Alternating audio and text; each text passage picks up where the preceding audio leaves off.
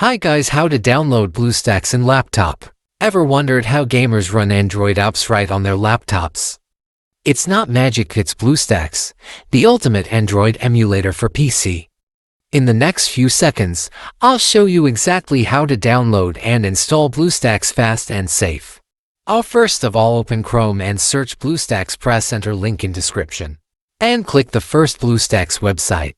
After that, click the download.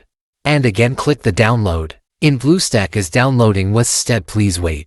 In downloading is completed to click the show folder. And this is BlueStacks setup, double click in this. And click the agree and install, and installation will start.